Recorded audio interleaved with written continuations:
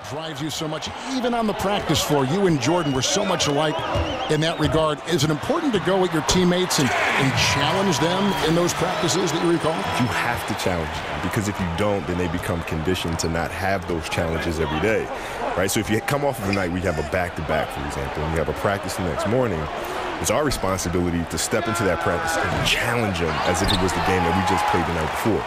Right? Because if you do not, then you don't have that competitive spirit day in and day out, where then you feel like you can take games off, because you can take practices off because you just don't have it in practice. Right? So it's our job to bring that every single day so that competing just becomes a habit for them. And you learn about their mental endurance, their physical endurance during those practices. Well, yeah, you challenge them to learn about themselves, right? You challenge them to think about themselves. Can I push it a little extra? I'm going to have to, because he's driving me like crazy. And if I don't meet that challenge, I'm going to have to hear his mouth all practice long. I'm going to have to hear his mouth on the plane. I'm going to have to hear his mouth on the bus. I'm going to have to hear his mouth in the locker room. Yeah. And I'd rather just compete. Jay, the pass to Wilkes. Here is Riley. Passes it to Wilkes. Here is Riley. Shakes off the strong D and gets the bucket for two.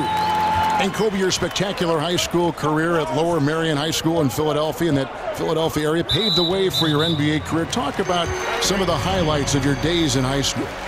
Well, my days in high school were fun. I mean, I played at a small high school called Lower Merion High School, so not too many people heard of it. When you come to Philadelphia, the schools that you hear of are Overbrook, where Wilt Chamberlain went to school, Bartram, right, where Earl the Pearl Monroe went to school, right? But you never heard of little old Lower Merion High School, right? So it was a huge honor to be able to bring a state championship to Lower Merion and kind of put Lower Merion on the map. And that's the most exciting part about it. Oh, a terrific story indeed. A huge honor, I'm sure.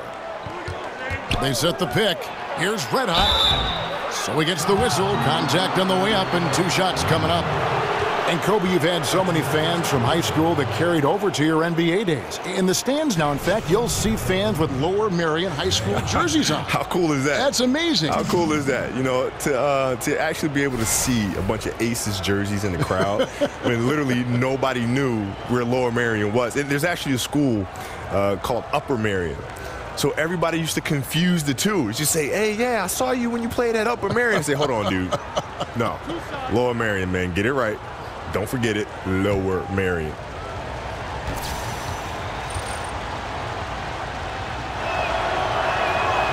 He misses the free throw.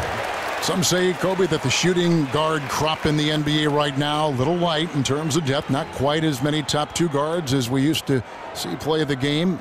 Who do you like among some of the two guards you see now in the NBA? Well, it depends who we're considering the two guard. Right, because they just blend, the twos, don't they? The threes, they all just blend. Combo guards are playing some forward position. It's tough, isn't it? Yeah. So, shooting guards to me are guards that have to do everything. You have to be able to play the post. You have to be able to play the perimeter. You have to be able to play the point. You have to do everything. So I'll put Russell Westbrook in that category. I'll put James Harden in that category. I'll put Kawhi Leonard in that category. There's a lot of players I'm forgetting.